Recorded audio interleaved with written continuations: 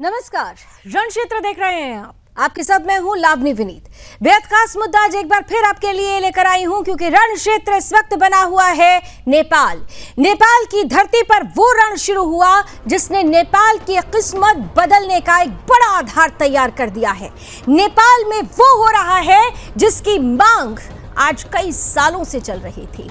नेपाल अब सीधे तौर पर भ्रष्टाचार से मुक्त होने वाला है, क्योंकि भ्रष्टाचार मुक्त नेपाल बनाने के लिए ताकत दिखाई है उन्होंने, जिन्हें हम युवा पीढ़ी कहते हैं। वो युवा पीढ़ी जो बदलाव का मादा रखती है, वो युवा पीढ़ी जो संकल्प प्रण समर्पण के साथ आगे बढ़ती है, वो युवा पीढ़ी जो नेपाल की बुनियाद को पूरी तरह से मजबूती देते हुए बदले हुए नेपाल की तस्वीर को सड़क पर लेकर आई है। अब आप कहेंगे कि सड़कों पर तो बवाल नजर आ रहा है। साहब, ये बवाल नहीं है, ये ताकत है।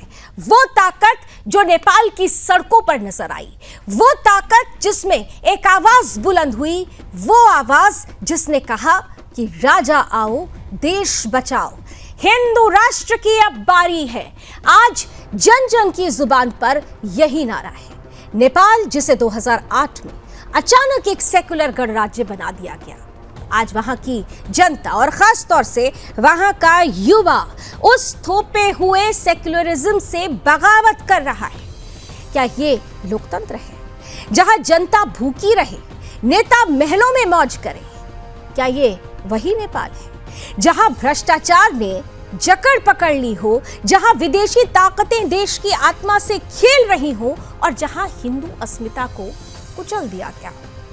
आज नेपाल के युवा जेन जी सोशल मीडिया बैन के खिलाफ ही नहीं, बल्कि नेपाल की असली पहचान हिंदू राष्ट्र और राजतंत्र की बहाली के लिए सड़कों पर उतर आए हैं। 3 बार प्रधानमंत्री रह चुके ओली को जनता ने खारिज कर दिया, इस्तीफा देना पड़ा ओली को। नेताओं के घरों पर जिस तरीके से आक्रोश नजर आया, इस युवा पीढ़ी ने जिस तरीके से अपना उबाल दिखाया, वो ये बता रहा है कि युवा भी लोकतंत्र की ताकत, लोकतंत्र के असली अस्तित्व, लोकतंत्र की अस्मिता, लोकतंत्र की असली पहचान की परिभाषा को समझ चुके हैं। और यही वजह रही कि उन्होंने कहा कि अब बहुत हुआ, अब हमें वो चाहिए जो हमारे नेपाल को भ्रष्टाचार मुक्त बनाए। अब हमें वो चाहिए जो हमारे नेपाल की असली संप्रभुता को उसकी पहचान दिला पाए, और इसीलिए ये आक्रोश सड़कों पर फूटा। तो ऐसे में रण क्षेत्र का सवाल साफ है कि क्या आने वाले वक्त में नेपाल एक बार फिर से हिंदू राष्ट्र बनेगा? क्या राजतंत्र की वापसी अब जनता का ही जनादेश है? करेंगे इस पर खुलकर बात, लेकिन सबसे पहले एक छोटी सी रिपोर्ट में समेटते हैं उस पूरी कहानी को जो आज नेपाल के इतिहास में लिखी जा रही है।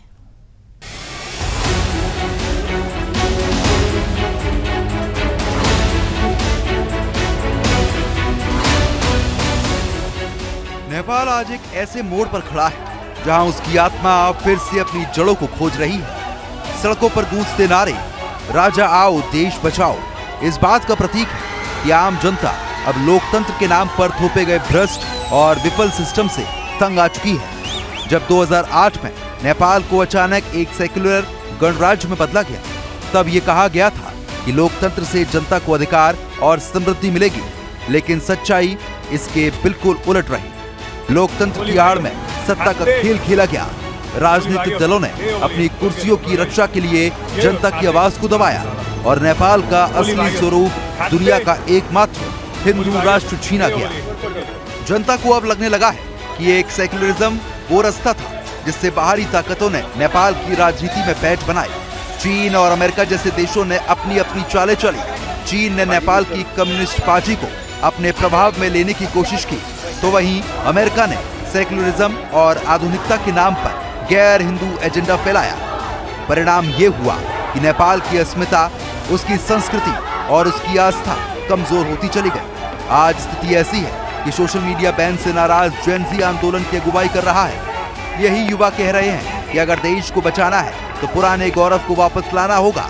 यही कारण है कि आंदोलन में राजतंत्र की मांग जोर पकड़ रही है। भ्रष्टाचार ने जनता को जकड़ लिया है। नेताओं की हवेलियां बड़ी होती गई, लेकिन जनता की जेब खाली रही। नेताओं की लड़ाई ने नेपाल की साख को मिट्टी में मिला दिया।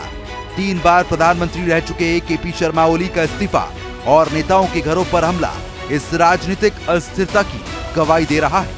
अब सवाल ये है कि क्या नेपाल फिर से राजतंत्र की ओर लौटेगा? क्या वो अपनी पहचान को हिंदू राष्ट्र के रूप में वापस पाएगा? यह आंदोलन केवल राजनीतिक संकट नहीं, बल्कि एक सांस्कृतिक पुनर्जागरण की पुकार है। नेपाल की जनता अब तय कर रही है कि उसके भविष्य का रास्ता वही होगा जो उसकी परंपरा और संस्कृति से जुड़ा है, ना कि विदेशी ताकतों की कठपुतली बनने से। Bureau report, Sudarshan news. तो नेपाल में पूरी तरह से रण क्षेत्र का मैदान खुल चुका है। ये क्षेत्र किस तरह से जेंजी पलट रही है किस्मत नेपाल की, और इन सब के बीच एक बहुत बड़ी खबर आ रही है।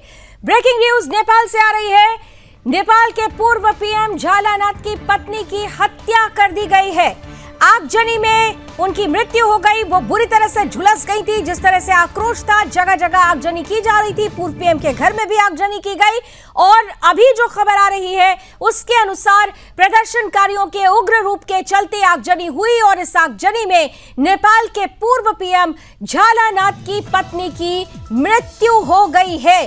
बहुत बड़ी खबर इस लिहाज से भी कही जा सकती है क्योंकि ये जो आक्रोश है वो ठंडा होने का नाम नहीं ले रहा है। ये साफ तौर पर कहा जा रहा है कि अगर मांग मान ली गई है तो आगे ये जेंजी, ये युवा क्या चाहते हैं, ये आक्रोश, ये रोष कब जाकर शांत होगा। ऐसे में कई बार ऐसी तस्वीरें आ रही हैं जो बेहद दुखद है, और उसी में से ये खबर है कि पूर्व प्रधानमंत्री झालानाथ, उनकी पत्नी आगजनी का शिकार हुई, बुरी तरह से झुलस गई थी, और अभी जो खबर आ रही है उसके अनुसार उनकी मृत्यु हो चुकी है।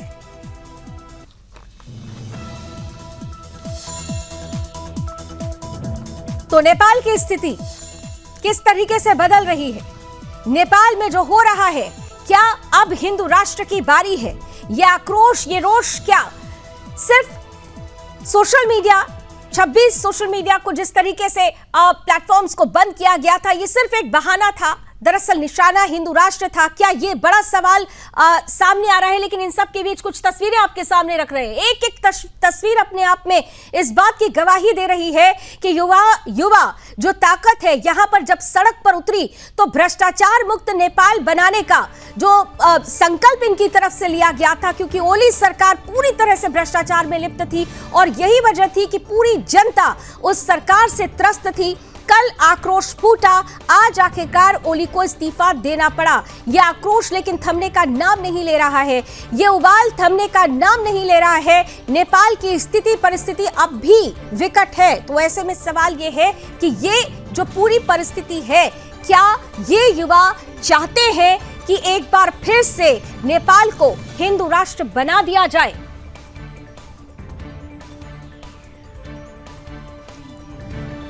तो इन्हीं तस्वीरों के साथ अब हमारे साथ अतिथियों के जुड़ने का सिलसिला शुरू हो चुका है। स्वागत करते हैं। हमारे साथ जाने माने फॉरेन एक्सपर्ट है अरविंद तेजावत जी हमारे साथ हैं। अरविंद जी, बहुत बहुत स्वागत है आपका।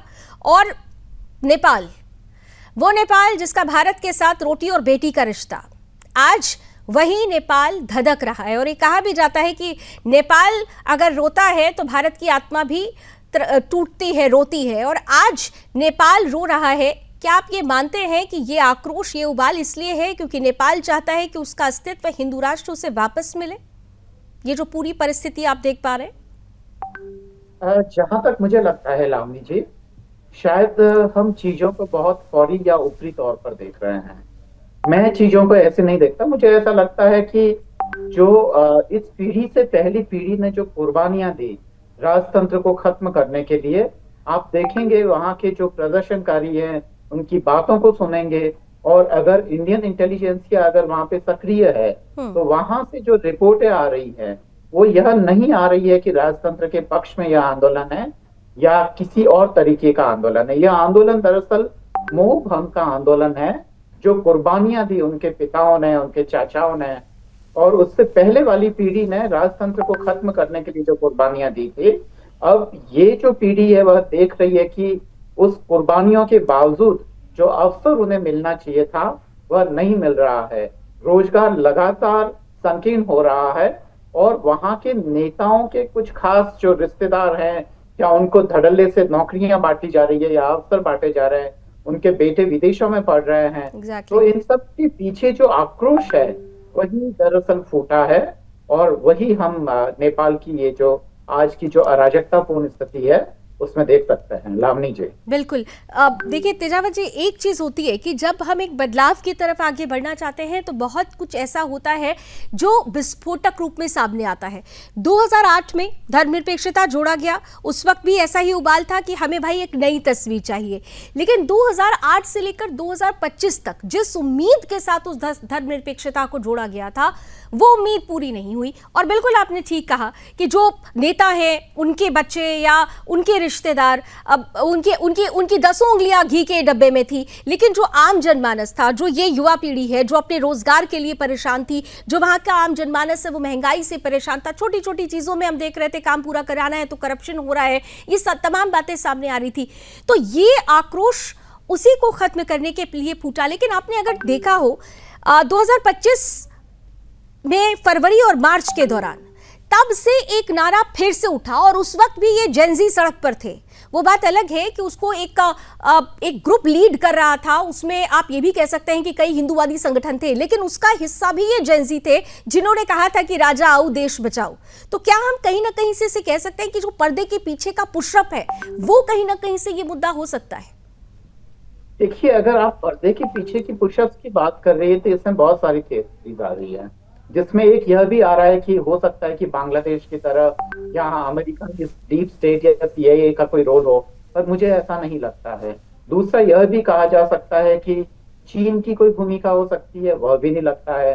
भारत की भूमिका कोई हो तो वह भी नहीं लगता है। तो कोई पर्दे के पीछे कोई कुछ कर रहा है इसकी संभावना कम है।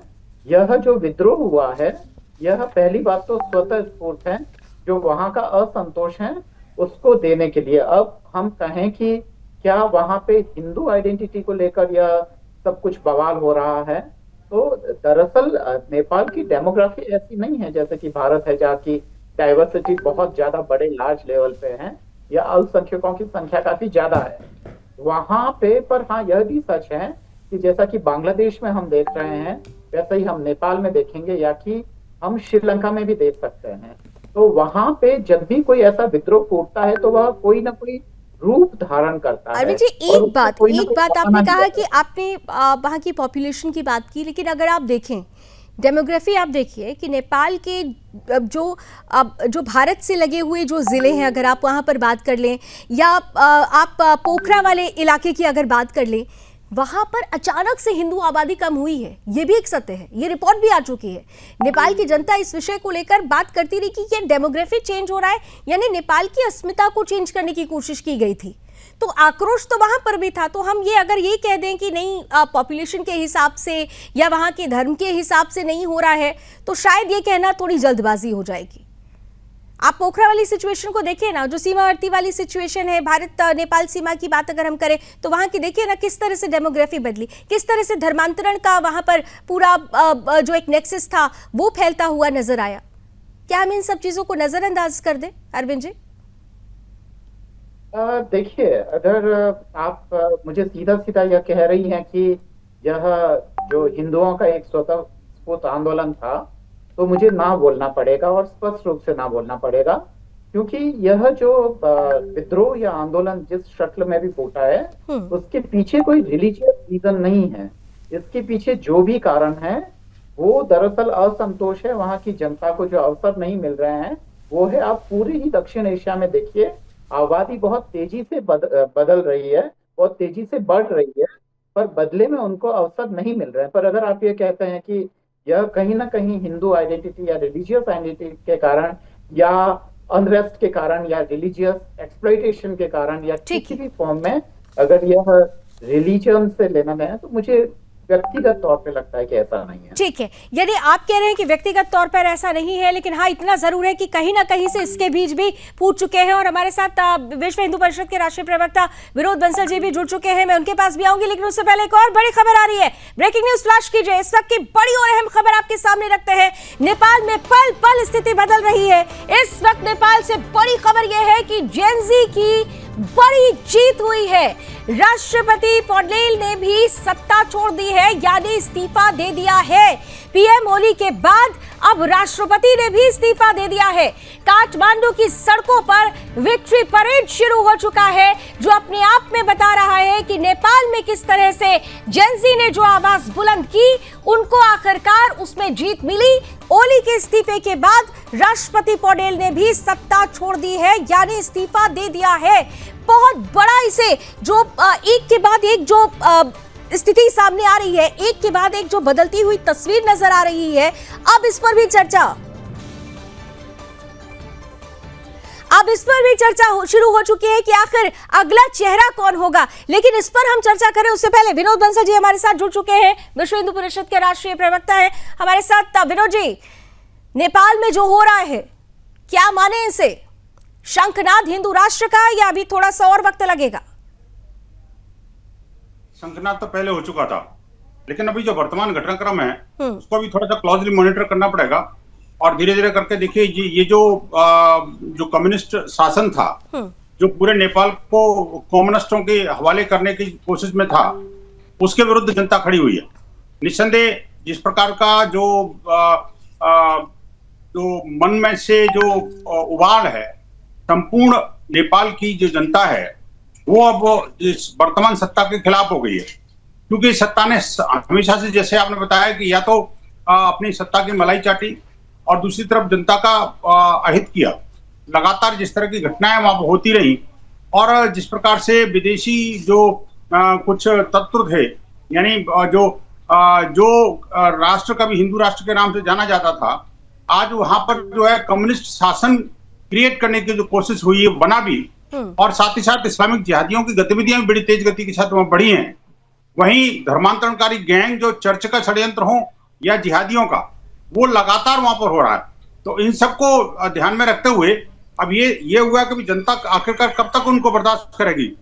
तो इसलिए जनता ने ये जो स्वतः स्फूर्त जो आंदोलन किया है, वो उसके बारे में स्वतः स्फूर्त आंदोलन का ये परिणाम था कि आज जब यहाँ पर वित्त मंत्री को दौड़ा कर पीटा गया। जरा फुल स्क्रीन लीजिए इन तस्वीरों को। मैं आ रही हूँ बंसल जी, जरा ये तस्वीरें दिखाना भी अपने दर्शकों को जरूरी है। फुल स्क्रीन लीजिए ये तस्वीरों को, देखिए कि किस तरीके से यहाँ पर क्यों नाराजगी थी, क्योंकि ये वही चेहरे हैं जिन्होंने सत्ता की मलाई का स्वाद खूब किया, अपने रिश्तेदारों को पूरे की पूरी तरीके से फायदा पहुंचाए, लेकिन आम जनमानस के लिए, जिनके लिए ये कहे गए जनप्रतिनिधि, लेकिन जनप्रतिनिधियों ने स्वतः ही अपना सारा फायदा उठाया, अपने रिश्तेदारों को फायदा दिया, आम जनमानस को नजरअंदाज किया। और अब जब आप आम जनमानस को नजरअंदाज करते हैं तो आक्रोश किस तरह से फूटता है, आज ये नजर आया जब वित्त मंत्री को भी दौड़ा कर पीटा गया है। ये तो हालत है बंसल जी, ये तस्वीरों में दिख रहा है। विनोद बंसल जी, तस्वीरें हैं, ये बड़ी दुर्भाग्यपूर्ण चित्र हैं जो आपके विजुअल में आपके चैनल पे देख रहा हूं, क्योंकि किसी भी लोकतांत्रिक देश में इस तरह का दृष्टांत होना ही नहीं चाहिए। आखिरकार जनता जो है वो शासन के प्रति निष्ठावान होती रही है। आपको पता है कि जब तक ये राजशाही शासन था नेपाल के अंदर, वो राजा को भगवान समझती थी जनता, और भगवान मानती थी बाकायदा। और आप देखिए कि वो भी जनता को जो है ना अपने पुत्र और पुत्री समान मानता था। राज्य व्यवस्था जो है ना, हमारी हिंदू जो मान्यताएं हैं, वो मान्यताएं हमारे वेद शास्त्र और धर्म ग्रंथ इस बात को कहते हैं कि राजा को निष्पक्ष होना चाहिए, और वो किसी तरह का कोई सापेक्ष दृष्टिकोण उसका किसी व्यक्ति विशेष के प्रति या किसी समुदाय विशेष के प्रति नहीं होना चाहिए। लेकिन जब से ये लोकतंत्र नाम की कोई चिड़िया वहां पर नेपाल में प्रवेश की, जनता ने तो सोचा था कि चलो हमारा तंत्र होगा, लेकिन वो स्वतंत्र की जगह वो परतंत्र बन गया। और जिस प्रकार से चाइना ने और बाकी कुछ जो जिहादियों ने वहां पर कब्जे जमाए, उस सबको लेकर के जनता में तीव्र आक्रोश है। और ये आक्रोश का जो स्वतःस्फूर्त जो स्पंदन है, वो बेसिकली ये जो रूप ले रहा है, वो लेकिन चिंताजनक बात है। देखिए, भारत और नेपाल हमेशा से एक भाई भाई की तरह साथ साथ रहे हैं। और आप देखिए कि बिना नेपाल के भारत और बिना भारत के नेपाल, एक तरह से ये कहा जाता है कि भाई ये बहुत मुश्किल काम है, क्योंकि हमारे तो सेना के जवान भी नेपाली हैं, हमारा ऐसा कौन सा हमारे यहाँ काम है जो गोरखा नेपाली रेजिमेंट बंधुओं है, के साथ भी होता है? हमारे जी, यहाँ बिल्कुल गोरखा पूरा। रेजिमेंट है, हमें ये हम अलग से- बिल्कुल समझते हैं। देखिए इसीलिए तो मैंने संबंधों की बात की, लेकिन आपने बड़े इंपॉर्टेंट आपने कहा निष्ठा। यहाँ पे मैं अगर अरविंद जी हमारे साथ जुड़े हूँ तो बहुत महत्वपूर्ण सवाल अरविंद जी आपसे करना चाहती हूँ। अगर आप अपना प्लीज कैमरा ऑन कर लीजिए। अरविंद जी जुड़े हुए हैं क्या हमारे साथ? अरविंद जी प्लीज अपना कैमरा ऑन कर लीजिए, क्योंकि ये सवाल बड़ा महत्वपूर्ण है। बंसल साहब, आपने कहा कि निष्ठा होनी चाहिए शासन के प्रति, आपके जनप्रतिनिधि के प्रति, लेकिन ताली दोनों हाथ से बजती है। विश्वास और विश्वसनीयता के बुनियाद पर निष्ठा टिकती है। यहां पर तो ना विश्वास था ना विश्वसनीयता बनाई गई। अगर शुरुआती दौर में देखें कि जनता ने आक्रोश दिखाया, मुझे याद है कि केपी शर्मा ओली ने एक स्टेटमेंट दिया था कि हाँ हमसे कुछ गलतियां हो रही हैं, हम जनता की बातों को सुनकर बदलने का प्रयास करेंगे, लेकिन कुछ भी ऐसा नहीं हुआ। तो वही बात हुई कि निष्ठा कैसे दिखाए जनता अगर विश्वास और विश्वसनीयता ही नहीं है। तो ये महत्वपूर्ण था। अरविंद जी हमारे साथ जुड़े हुए हैं, विनोद जी भी हमारे साथ है, लेकिन विनोद जी ने अभी निष्ठा की बात की थी अरविंद जी, और आप भी कह रहे थे कि शासन की बात, तो शासन की भी जिम्मेदारी थी। विश्वास और विश्वसनीयता दोनों ही नहीं रही इस पूरे की पूरी सरकार और सरकारी तंत्र में। इसीलिए ये वजह रही कि युवा पीढ़ी को सड़क पर उतरना पड़ा, और आज नतीजा हमारे सामने है, तस्वीरों के माध्यम से पूरी दुनिया देख रही है। अरविंद जी,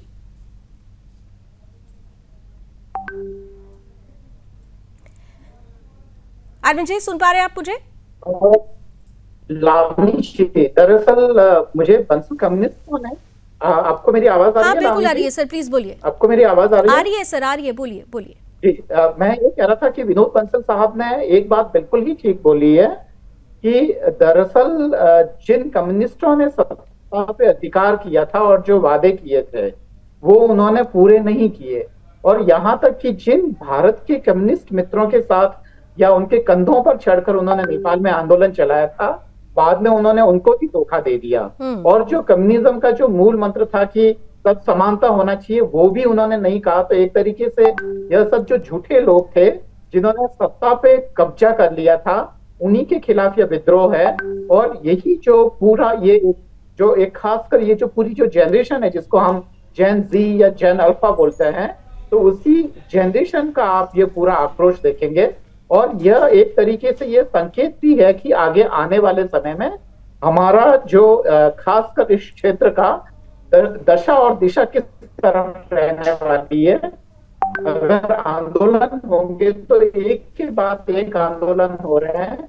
आप देख रहे हैं कि श्रीलंका में आंदोलन हुआ, बांग्लादेश में आंदोलन हुआ, और अब नेपाल में आंदोलन हुआ। अगली बारी पाकिस्तान की हो सकती है क्या साहब? शक्ल लेता है, पाकिस्तान की बारी भी आ सकती है क्या अरविंद जी?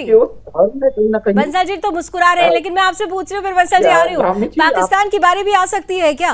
क्योंकि आक्रोश तो वहां पर भी है। बिल्कुल, निश्चित रूप से पाकिस्तान की बारी आएगी, और पाकिस्तान के इसलिए भी कि वहां संकेत मिले हैं। इससे पहले इमरान खान साहब को छुड़ाने के लिए वहां के सेना के बड़े बड़े अफसर, जिसमें लेफ्टिनेंट जनरल रैंक के भी अफसर थे, उनके घरों पे हमले हुए हैं। लोगों ने वहां पे आगजनियां की है, और लोगों का इस्लामाबाद तक आने से रास्ता रोकने के लिए ड्रम्स बिछाए गए थे पाकिस्तान में। तो पाकिस्तान की यह घटना बहुत पुरानी नहीं है, पर हमें ये देखना होगा कि अगर हम तुलना करें राष्ट्र के आकार को लेकर, तो जितना बड़े आकार का राष्ट्र होगा वहां ऐसे आंदोलनों की संभावना कम होती है। लावनी जी, ठीक है, लेकिन विनोद जी एक बात तो तय है कि ये वो जेंजी हैं जिन्होंने ये बता दिया है कि हंगामा करना मेरा मकसद नहीं है, हमारा उद्देश्य है नेपाल को बचाना, और यही हो रहा है यहाँ पर। आप लोग कम्युनिस्ट की बात कर रहे थे, कम्युनिस्ट सरकार यहाँ आ गई, लेकिन ये भी नहीं भूलना चाहिए कि पूरा का पूरा नेपाल, पूरी नेपाल की कम्युनिस्ट सरकार जिनसे गलभैया कर रही है, वो भी कम्युनिस्ट सोच है, लेकिन उनकी सोच में विस्तारवादी नीति भी है, और कहीं ना कहीं से उसका असर भी नेपाल में देखने को मिला है। मैं चाइना की बात कर रही हूँ, कैसे चाइना और नेपाल ने गलभैया की, किस तरीके से नेपाल पूरी तरीके से ऋण में डूब गया। एक तरह से कहना चाहिए कि चीन ने खरीद लिया नेपाल को, वो कठपुतली बन गए चीन के हाथों। इसकी नाराजगी भी कहीं ना कहीं से इन युवाओं को रही थी। आप देखें तो पिछले वर्ष भी ये आवाज बुलंद हुई थी कि हम नहीं चाहते हमारे देश का जो असली अस्तित्व है वो कहीं खो रहा है। विनोद जी अनम्यूट कीजिए सर, अनम्यूट कीजिए, आवाज नहीं आ रही है विनोद जी की। हाँ सॉरी, हाँ सर बोलिए। मैं कह रहा हूँ कि मैं तो कम्युनिस्टों को कम्युनिस्ट बोलता हूँ। जो कौम को नष्ट करने वाले लोग हैं। और आप देखिए कि ये जो लोग हैं वो वास्तव में ये न दुनिया में आज तक इन्होंने किसी का भला किया और अंततोगत्वा इनका भी कभी भला नहीं हुआ। एक दो देश बचे हैं जो कि कम्युनिस्ट शासित हैं और वहां पर क्या स्थिति है आप देख रही हैं कि अपने चीन के अंदर से कोई एक छोटी सी खबर भी बाहर नहीं निकल सकती। अगर ये इन जो मुसलमानों को जिन्होंने नेपाल के अंदर जिस तरह से डेरा जमा रखा है और धर्मांतरणकारी गैंग चला रहे हैं, वही मुसलमानों की चीन के अंदर क्या स्थिति है। अभी अरविंद जी ने चर्चा करी भारत के कम्युनिस्टों की, तो भाई भारत से तो कम्युनिज्म पूरी तरह से विदा हो चुका। हाँ ठीक है कि कुछ नाम रह गए हैं बस, और वो उनके सिर्फ जो है ना वो कुछ मीडिया उनको हवा देता रहता है, इसलिए उनका स्मरण आ जाता है बार बार। अन्यथा तो कम्युनिज्म पूरी तरह से समाप्त हो चुका है। और जो नक्सलवाद और माओवाद उन्होंने चलाया था उसका भी भारत सरकार ने, अभी जो वर्तमान सरकार ने खात्मा कर दिया है। अब मैं कहना चाहता हूं, देखिए कि नेपाल को जो परतंत्रता की बेड़ियों से मुक्ति का समय आ गया है, अलग हो जाएगा। आपने कहा कि भारत सरकार ने उन्हें खत्म कर दिया, लेकिन बहुत सारे हमारे देश की राजनीतिक पार्टियों को आज भी अर्बन नक्सली पसंद है। ये भी सत्य है, बहुत कुछ आज भी हमारे देश के अंदर हो रहा है, ये भी सच्चाई है। आप इस बात को समझ रहे होंगे कि मैं इशारा किस तरफ कर रही हूँ। लेकिन चलिए इसी के साथ एक बहुत छोटे से ब्रेक का वक्त हो रहा है, यहाँ पर ब्रेक ले लेते हैं पहले। ब्रेक के बाद लौटेंगे तो हम बहुत सारी तस्वीरें हैं जो नेपाल से इस वक्त आ रही हैं, बहुत बड़ी बड़ी खबरें नेपाल से आ रही हैं, उस पर हम लगातार बने रहेंगे। विनोद जी भी हमारे साथ बने हुए हैं, हमारे साथ लगातार अरविंद तेजावत जी भी बने हुए हैं। हिंदू राष्ट्र की बारी। हिंदू राष्ट्र जो कभी नेपाल हुआ करता था दुनिया का एकमात्र देश, लेकिन अगर उस अस्मिता को, उस पहचान को वापस लिया गया और उसके बाद जो बदलाव आया, उस बदलाव से युवा संतुष्ट नहीं था। आज युवाओं ने एक और बदलाव किया है। ओली सरकार ने पूरी तरह से इस्तीफा दे दिया है, तो अब ये बदलाव दूसरे किस बदलाव की दिशा में जा रहा है, इस पर हम चर्चा करते रहेंगे। अब हिंदू राष्ट्र की बारी है। नेपाल में जिस तरह से जनाक्रोश युवाओं का दिखाई दिया है, युवा की ये ताकत, ये बुलंद आवाज नेपाल को कहां ले जा रही है, क्या ये बदलाव का शंखनाद है, इसी पर हम कर रहे हैं खुलकर चर्चा। हमारे साथ लगातार सभी मेहमान जुड़े हुए हैं और इस वक्त स्टूडियो में हमारे साथ जाने माने पत्रकार हैं और नेपाल भारत संबंधों पर बहुत ज्यादा इन्होंने स्टोरीज की है, वरिष्ठ पत्रकार हैं अजय जी हमारे साथ जुड़ चुके हैं। अजय जी आपका भी बहुत स्वागत है। ब्रेक से पहले आपने सुना कि विनोद जी या फिर अरविंद जी एक बात तो कह रहे हैं कि देखिए भ्रष्टाचार से बहुत परेशान हो चुके थे यहाँ के युवा। यहाँ पर सरकार और सरकारी तंत्र पूरी तरह से रसपान कर रहा था, स्वाद ले रहा था, मलाई खा रहा था, लेकिन आम जनमानस को छोड़ दिया गया था। युवा वो होता है जो किसी भी देश की तस्वीर और तकदीर बदलने का आधार होता है। क्या आज की इस युवा ताकत ने वही किया है, नेपाल की तस्वीर और तकदीर बदलने वाली है? अजय जी देखिए, वास्तव में ये जो है डेमोक्रेसी करप्ट हुई है और डेमोक्रेसी करप्ट के खिलाफ ये प्रदर्शन है। मैं आपको बता रहा हूँ, वहाँ पर अब जो है सत्ता है, वहाँ जो मेयर है मिस्टर शाह, यह राजतंत्र के लिए पब्लिक पहले भी कह रही थी कि हमारा ये बहाना है जो सोशल मीडिया पे आपने बैन लगाया, हमारा मकसद दूसरा है। वहाँ इतनी सरकारें आईं, इन्होंने कोई डेवलपमेंट नहीं किया, देश की हालत ख़राब हो गई, विदेशियों का कब्जा हो गया। अमेरिकन वहाँ दादागिरी कर रहे थे, जब टैक्स की बात हुई तो उन्होंने विरोध किया।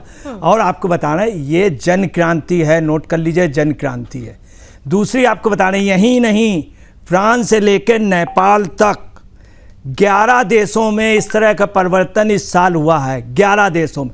और यही नहीं, फ्रांस में हुआ, फ्रांस में 2.5 साल में 4 प्रधानमंत्री बदले, 2.5 साल। जापान के प्रधानमंत्री बदले, 70 साल से लिबरल पार्टी थी, उखाड़ फेंक दी गई। बहुत सीधी सी बात है कि आपको बताना है, राम मनोहर लोहिया कहते थे और पंडित दीनदयाल उपाध्याय कहते थे, डेमोक्रेसी क्यों करप्ट हुई, चूंकि रोटी क्यों जली और घोड़ा क्यों अड़ा और पान क्यों सड़ा, उसकी वजह है इन्हें पलटा नहीं गया। ये पंडित दीनदयाल उपाध्याय और डॉक्टर राम, आज वो बात सही निकल। यही नहीं, आपको बता रहे हैं इंडोनेशिया में इस साल परिवर्तन हुआ, और आपको बता रहे थाईलैंड में हुआ, और थाईलैंड में, इंडोनेशिया में प्रभुओं की इस समय हालत ख़राब है। और साथ में मंगोलिया में हुआ, आर्मेनिया में हुआ, लेबनान में हुआ, सूडान में हुआ, कांगो में हुआ, बांग्लादेश में हुआ। मगर बांग्लादेश वगैरह जो था ये साजिश थी विदेशियों की।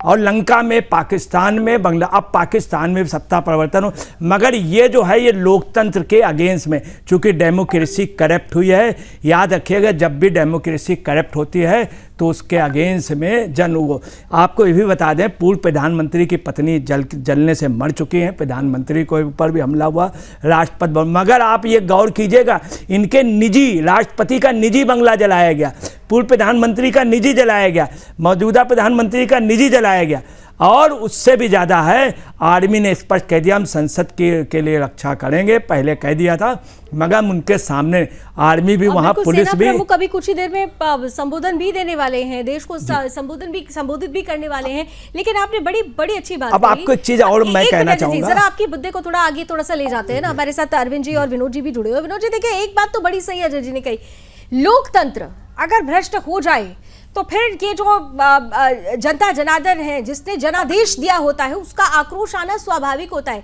लेकिन लोकतंत्र की परिभाषा, क्या आपको लगता है कि आज की तारीख में अगर लोकतंत्र को सही मायने में कोई जी रहा है और जो समझ रहा है वो भारत है, और तमाम इन सभी देशों को जो कहने को सो कॉल्ड लोकतंत्र है, उन्हें दरअसल लोकतंत्र को जीना किसे कहते हैं वो उसे भारत से सीखने की जरूरत है। निस्संदेह देखिए लावनी जी, बात है कि लोकतंत्र स्वतंत्र का जो है एक पर्यायवाची स्वरूप है, एक तरह से सही मायने में देखा जाए तो जब तक स्व का तंत्र नहीं आएगा, जब तक स्व का बोध नहीं होगा, जब तक स्वाभिमान जनता के अंदर नहीं रहेगा, और जब तक जनता और जो जननायक हैं उनके बीच की दूरी जो है, चाहे मानसिक दूरी हो, वैचारिक दूरी हो, या फिर जो है सभ्यता संस्कृति की दूरी हो, वो दूरी जब तक नहीं पाट दी जाएगी तब तक आप उसको स्वतंत्र नहीं बोल सकते। देश स्वाधीन तो हो गया, स्वतंत्र तो अब पॉलिटिकली तो आपने करेक्शन कर लिया, लेकिन वो कागजी करेक्शन था, वो कागजी करेक्शन धरातल पर नहीं दिखा। मैं आपको एक एग्जांपल देता हूं, देखिए जब कोविड काल था और पूरा विश्व जो है वो अपने अपने कमरों में बंद था, पति पत्नी से भी नहीं मिल पा रहा था, एक कमरे में रहते हुए भी नहीं मिल पा रहा था, ऐसी स्थिति में माननीय प्रधानमंत्री जी ने एक बात कही कि एक पर्टिकुलर डे को पर्टिकुलर टाइम पर आप कॉलोनी के अपने बालकनी के बाहर आइए और थाली और घंटी बजाइए। आप सोचिए वो थाली और घंटी की बात क्या थी। हम जैसे लोग भी सोच रहे थे यार प्रधानमंत्री को क्या हो गया, आखिरकार क्या करने वाले हैं, क्यों करने वाले हैं। उस समय हमारे मन में ये मन मस्तिष्क में नहीं था कि आखिरकार इसके पीछे परिणाम क्या है और कोई बजाएगा कि नहीं बजाएगा। मैं तो सोच रहा था कोई बाहर ही नहीं निकलेगा, और आप सोचिए एक छोटे से आह्वान को लेकर के पूरा देश जो है ना टन आ गया और सारा देश एक हो गया। क्यों? क्योंकि हमारी लाइन एंड लेंथ जो है ना माननीय प्रधानमंत्री के साथ डायरेक्ट मिलती है। देशवासी जानता है कि जो प्रधानमंत्री बोलेंगे कहीं ना कहीं देश के हित में बोल रहे हैं, जनता के हित में बोल रहे हैं। और इसीलिए मैंने कहा कि विश्वास और विश्वसनीयता, जब अविश्वास में बदल जाएगा, हाँ। जब ये विश्वास अविश्वास में बदल जाएगा तब वो लोकतंत्र और स्वतंत्र नहीं रहेगा वो। और नेपाल में यही हुआ है अरविंद जी, नेपाल में यही हुआ है, विश्वास अविश्वास में बदल गया। 2008 में जो बदलाव आया था वो इस विश्वास के साथ था कि ये नया लोकतंत्र होगा, ये लोकतंत्र लोगों के लिए आ रहा है तो इस तंत्र में सब कुछ मिलेगा। लेकिन अब ओली ही नहीं, अगर आप 2008 से पूरा आप अगर सिनेरियो उठा के देख लीजिए 25 तक, हर बार यही, कोई ऐसी गवर्नमेंट नहीं हो रही है जिसने अपना पूरा का पूरा कार्यकाल पूरा किया हो, एक भी ऐसा नहीं रहा। यहाँ पर पूर्ण कार्यकाल किसी का है ही नहीं, क्योंकि हर बार आरोप क्या लगा, आप जनता की नहीं सुनते हैं, आप भ्रष्ट होते जा रहे हैं। तो युवाओं का ये जो आक्रोश था, ये आक्रोश इस बात को लेकर भी था कि स्थायित्व है ही नहीं, उस स्थायित्व में भी भ्रष्टाचार आ जा रहा है। तो अंततः ये आक्रोश आज सड़कों पर नजर आया। अरविंद जी। बिल्कुल लावनी जी, ठीक कहा है आपने, और आपने बिल्कुल ठीक से चीजों को देखा है। पर यहाँ एक चीज समझने की जरूरत है कि खासकर दक्षिण एशिया में लोकतंत्र जिस सफलता के साथ काम करना चाहिए था वैसा सफलता के साथ काम नहीं कर रहा है। इसका कारण ये कि ये जो लोकतंत्र है हमने से आयातित किया है दक्षिण एशिया के कुछ देशों में पार्लियामेंट या प्रेसिडेंशियल सिस्टम को हमने लागू किया, तो वह अध्यक्षात्मक या संसदीय कार्य प्रणाली में ये दोनों ही दरअसल तंत्र ठीक से काम नहीं कर रहे, क्योंकि ये यहाँ की नेचुरल उपज नहीं थे। पर यह भी हमें मानना होगा कि स्वतंत्र या किसी भी तरीके के तंत्र की हम बात करें तो वह अभी वास्तविकता नहीं है। अगर हम ये कहें कि स्वतंत्र शासित स्थापन हो तो हम ऐसा नहीं कह सकते कि उस देश में स्वतंत्र है और वहां ठीक चल रहा है। तो ऐसी कोई शासन प्रणाली नहीं है, तो ये जॉर्गन ज्यादा लगती है। अब ये जो डेमोक्रेसी या जो लोकतंत्र है, जो जनता का ठीक है शासन सर, है, मैं आपके साथ कंटिन्यू करूंगी, लेकिन इसमें से एक बड़ी खबर आ रही है, फ्लैश कीजिए जल्दी से। नेपाल से लगातार ब्रेकिंग न्यूज आती जा रही है। इस वक्त की बड़ी और अहम खबर यह है कि पीएम और राष्ट्रपति के इस्तीफे से जनता खुश नजर आ रही है। इस्तीफे पर मेयर बालिन शाह का यह बयान आया है कि जनता ने जीत हासिल कर ली है। बालिन शाह, जिनको कहा जा रहा है कि अगली जो अंतरिम सरकार बने उसका नेतृत्व बालिन शाह के हाथ में दिया जाए, ये मांग भी जनता कर रही है। लेकिन इस वक्त ये बड़ी खबर है कि पीएम और राष्ट्रपति के इस्तीफे से जनता खुश नजर आ रही है। एक और बड़ी खबर नेपाल से इस वक्त आ रही है, जल्दी से फ्लैश कीजिए। नेपाल से एक और बड़ी खबर यह है कि नेपाल में डीएसपी की हत्या कर दी गई है। डीएसपी, वो डीएसपी जिन्होंने प्रदर्शन कर रहे युवकों पर गोली चलाने का आदेश दिया था। युवक की हत्या के बाद प्रदर्शन उग्र हो गया। जो पहली मौत हुई, इसके बाद से प्रदर्शन उग्र हुआ और आखिरकार यहां पर पूरी की पूरी नेपाल की तस्वीर बदल गई। एक और बड़ी खबर, नेपाल में डीएसपी की हत्या कर दी गई है। वही डीएसपी जिन्होंने प्रदर्शन कर रहे युवक को गोली मारने का आदेश दिया था। और इन सब के बीच, नेपाल में हिंसा के बीच सेना ने कमान संभाल ली है। सेना को आगे आना पड़ा है। थोड़ी ही देर में आर्मी चीफ देश को संबोधित करने वाले हैं। Army chief general Ashok Raj थोड़ी ही देर में देश को संबोधित करने वाले हैं। नेपाल में हिंसा के बीच सेना ने कमान संभाल ली है। पहले भी अगर आपको याद हो तो सेना लगातार, हमारे पास वो वीडियोस भी आए जहां पर सेना इन युवाओं को ये समझाती हुई नजर आई कि आपकी जो मांगे थी अब तो वो मान ली गई है, अब कम से कम अपने नेपाल को बचाओ क्योंकि बहुत नुकसान हो चुका है। और ऐसे में सेना ने पूरी तरह से कमान संभालते हुए ये कह दिया है। थोड़ी ही देर में आर्मी चीफ का भी स्टेटमेंट भी सामने आ जाएगा। यानी बहुत क्लियर कट तस्वीरें धीरे धीरे सामने आने लगी है। लेकिन अरविंद जी, जो बात आप ये कह रहे थे कि डेमोक्रेसी की बात आप लगातार कर रहे थे, अब यहाँ पर देखिए कि ये डेमोक्रेसी की ताकत, और डेमोक्रेसी में जब हम बात करते हैं तो युवाओं की एक बहुत बड़ी ताकत उसे माना जाता है। हम भी अभी ये कहते हैं कि भारत 65% युवा देश है। ये ताकत है हमारी, हर मंच पर हमारी ये ताकत नजर आ रही है। लेकिन हम उस ताकत को जिस तरीके से दुनिया में आगे ले जा रहे हैं, आज हम विश्व गुरु बनने वाले हैं। लेकिन नेपाल की यही ताकत नेपाल की सरकार समझ नहीं पाई और आखिरकार उस ताकत ने आज अपना विपरीत जो तस्वीर होती है उसका रिजल्ट, विपरीत रिजल्ट सरकार के सामने लाकर खड़ा कर दिया। अगर ये ताकत नेपाल की सरकार समझ चुकी होती तो आज ये आक्रोश नहीं होता। ये आक्रोश था क्योंकि इस ताकत को नहीं समझ पाई नेपाल की सरकार। देखिए, जब भी ऐसा होता है, हाँ अरविंद जी, तो मैं एक कमेंट ले लूं अरविंद जी से, फिर अजय जी इसी सवाल को आपके पास लेकर आती हूँ। अरविंद जी बोलिए जल्दी से। सही कहा है आपने बिल्कुल सही कहा है लावनी जी। इसका कारण ये है कि जो युवा जनता है वो काम कर सकती है और काम उनको चाहिए, क्योंकि यही जब युवा जनता जब बूढ़ी हो जाएगी तो उसके पास काम नहीं रहेगा और वह कंट्री के लिए कोई कंट्रीब्यूट नहीं कर पाएंगे। तो ये नेपाल के संदर्भ में मैं यही बात कह रहा हूँ कि ये युवा जनता काम मांग रही थी और पूरी की पूरी जो नेपाल की अर्थव्यवस्था है वो किसी खास अपने इकोनॉमिक प्लान के साथ नहीं चल रही थी। बहुत सारे वहां से प्रवासी मजदूर आते हैं, दूसरे देशों में जाते हैं जहां कमाई करते हैं, पर नेपाल की जी अजय जी आपके साथ कंटिन्यू करती हूँ इसी सवाल को। ताकत नहीं समझ पाई सरकार और आज उस ताकत ने अपनी प्रदर्शन, अपना आक्रोश सामने दिखा दिया। देखिए, ऐसा है, जितने भी शासक होते हैं इनकी सबसे बड़ी, कभी कभी ये इतने क्रूर हो जाते हैं कि जनता के मैसेज को नहीं समझ पाते हैं। उसका रिजल्ट होता है कि इन लोगों के ये कूड़ेदान में फेंक दिए जाते हैं। यही पोजीशन 1977 में थी कि इंदिरा गांधी को लास्ट तक था कि मैं जीत जाऊंगी। जब समय काउंटिंग शुरू हुई, लास्ट तक उन्होंने चुनाव परिणाम नहीं घोषित करने दिए। यहाँ तक मैं आपको बता रहा हूँ 77 में इंदिरा जी हार गई थी रायबरेली से। सुबह 10 बजे पेपर छपे हैं, 10 बजे, चूंकि प्रधानमंत्री के आदेश थे कि मैं जीत जाऊंगा। लास्ट यही पोजीशन इनकी रही, इन्होंने नहीं समझा।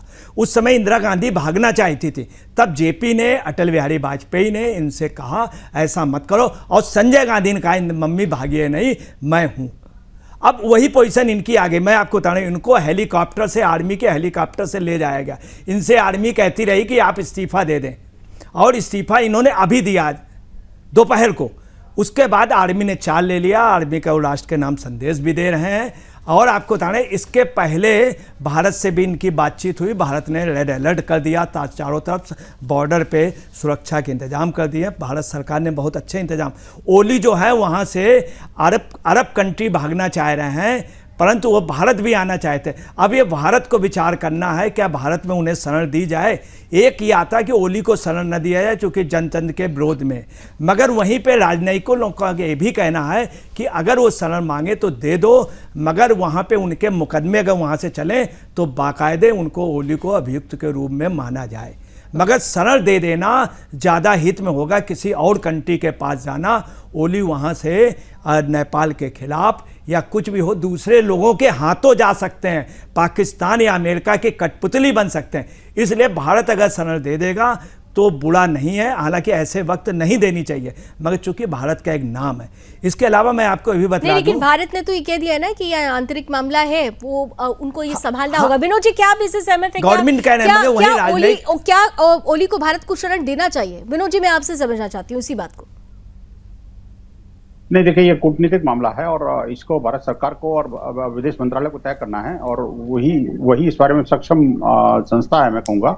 और भारत को पूरी दृढ़ता के साथ में हम अपनी सरकार के साथ खड़े हैं। जो सरकार निर्णय लेगी, जो भारत के हित में होगा, भारतीयों के हित में होगा, नेपाल के हित में होगा, मुझे लगता है कि सरकार वो करेगी। देखिए, मैं कोई कैश लगाने की आवश्यकता नहीं है।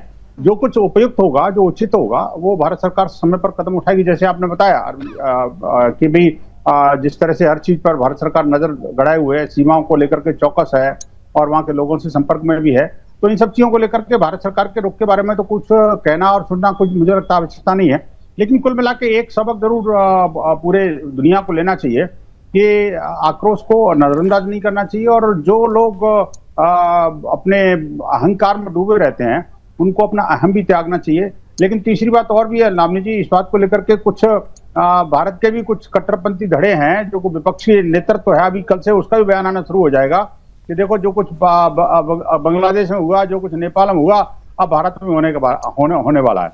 आप देखिए, जिस तरह के रोना जी पहले उस समय रो रहे थे, जिस तरह की बातें वो कर रहे थे, वो सब चूंकि देखिए भारत की परिस्थितियां बिल्कुल भिन्न है, और भारत एकात्म होकर चलता है। भारत वैश्विक शक्ति बना हुआ है, और भारत ने कभी किसी का अहित न सोचा, ना अपनी जनता का, न ही जनता के पड़ोसियों का और उनके मित्रों का।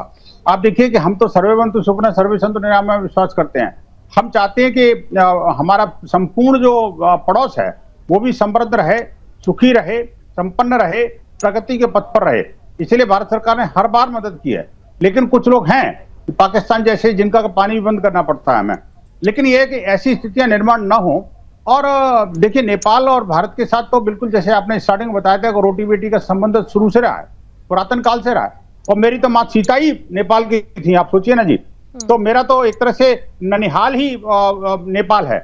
आप सोचिए कि ये जो अटूट संबंध है, धार्मिक है, सामाजिक है, सांस्कृतिक है, राजनीतिक है, भौतिक है, और मैं कहता हूं कि हम एक दूसरे से बहुत करीब से जुड़े हुए हैं। तो इसलिए भारत को नेपाल के बिना अधूरा ही माना जाता है। तो इसलिए हम लोगों जो है ना, कोई, इसीलिए आप देखो कि भारत नेपाल के बीच में कोई सीमा का कोई आंकलन भी नहीं है। तो क्या फिर ये जो ताकत नजर आई है, ये जो तस्वीर नजर आई है, क्या माने कि जो नेपाल का युवा है वो सांस्कृतिक पुनर्जागरण भी चाह रहा है? इस बदलाव के साथ, इस आक्रोश के साथ वो चाहता है कि नेपाल में एक सांस्कृतिक का पुनर्जागरण की जो अलग है वो भी जागे। इस पर भी हम चर्चा करेंगे। नेपाल में जो हो रहा है वो किस बदलाव की तरफ संकेत दे रहा है? क्या हिंदू राष्ट्र की बारी है? इसी पर हम लगातार चर्चा कर रहे हैं, और नेपाल से जो बड़ी खबरें आ रही हैं उस पर भी आपको लिए चल रहे हैं। तमाम जो तस्वीरें आ रही हैं, एक बार जरा जल्दी से उन तस्वीरों को, जो दर्शक हमारे साथ अभी जुड़े हैं, अगर हमारा पैनल उन तस्वीरों को दिखा सके, क्योंकि किस तरीके से यहाँ पर आज युवाओं का आक्रोश कल से लेकर आज तक नजर आया।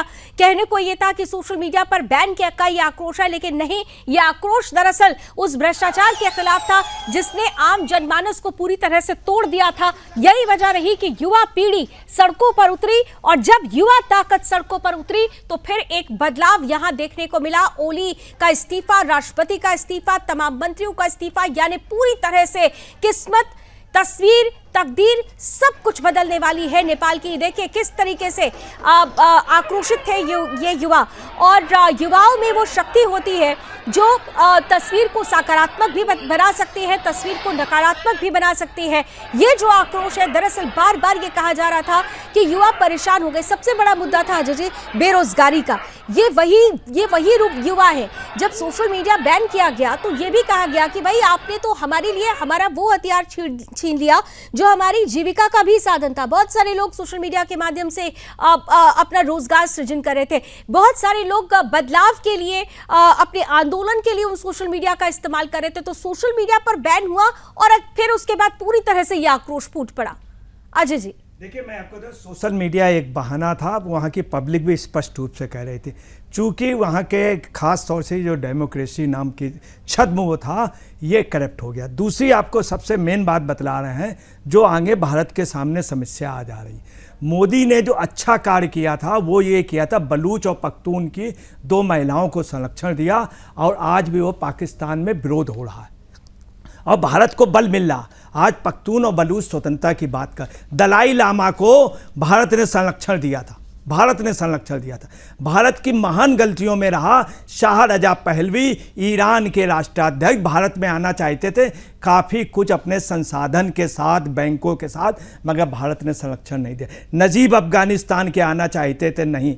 भुट्टो को भी जियाउल हक ने मार दिया, उसके पहले भारत के लिए अटल बिहारी वाजपेयी ने एक काम जरूर किया था। ये एक ऑफ द रिकॉर्ड बात है कि शरीफ को बाकायदे वहाँ के मुसल्लफ से कह करके ट्रांसफ़र कराया और दूसरी कंट्री में शिफ्ट कराया। भारत का नाम हुआ है पूरे इंटरनेशनल लेवल पर कि उन्होंने शेख हसीना वाजिद को अपने यहाँ संरक्षण दिया, इंटरनेशनल लेवल पे नाम। इसके पहले मुजीबुर रहमान का भी यही था। मुजीबुर रहमान के लिए भारत के राह ने सूचना दी कि उनकी हत्या हो सकती, उनकी बेटी को भारत बुला लिया गया था।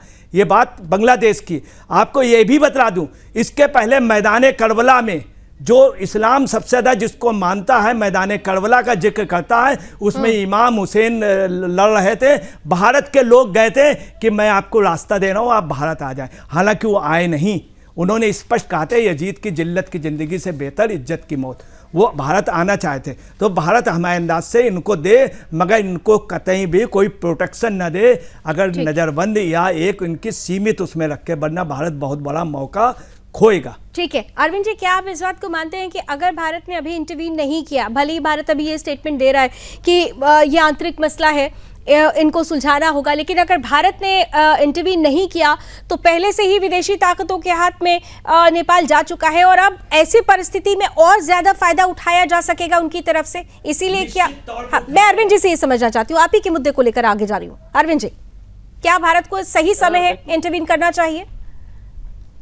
बिल्कुल ठीक है। डिप्लोमेसी में एक चीज कही जाती है कि हाथी के दांत दिखाने के अलग और खाने के अलग होते हैं।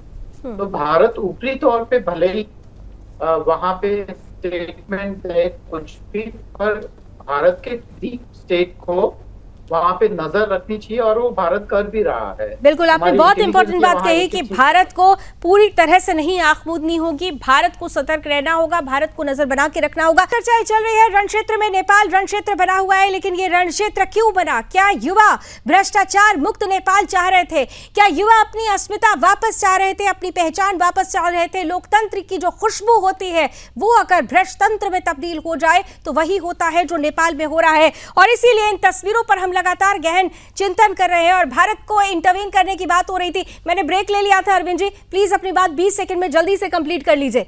Is this the right time कि भारत को पूरी तरह से इंटरवीन करना चाहिए? स्टेटमेंट भले ही दिया जा रहा है लेकिन जरूरत है। लावनी जी, इंटरवीन करने के 2 खतरे हैं। पहला खतरा तो ये है कि नेपाल की आम जनता में ये संदेश नहीं जाना चाहिए कि भारत इंटरवीन कर रहा है जी। और दरअसल जहां की जो पॉपुलर जो वहां की सोच है उसके साथ भारत सरकार को रहना चाहिए, क्योंकि सत्ता जाने वालों के साथ कोई नहीं रहता है। जिनके साथ सत्ता होती है उन्हीं के साथ रहने में किसी भी देश का फायदा होता है। तो नेपाल की जनता में यह संदेश नहीं जाना चाहिए कि सत्ता रहती है, उसी के साथ रहना फायदा है, लेकिन सत्ता भी समर्पण के साथ अगर जनता के साथ जुड़ जाए तब फिर वो असली सत्ता और असली लोकतंत्र कहा जाता है। बहुत बहुत धन्यवाद, आप सभी हमारे साथ जुड़े। नेपाल की इस परिस्थिति पर हमारी नजर बनी रहेगी। बहुत कुछ बदलने वाला है, बहुत बड़ा परिवर्तन होने वाला है। ये परिवर्तन क्या वाकई हिंदू राष्ट्र की तरफ जाएगा, नजर बनी रहेगी। रण क्षेत्र में अभी बस इतना ही। देश और दुनिया की तमाम खबरों के लिए आप जुड़े रहिए सुदर्शन न्यूज के साथ। जय हिंद।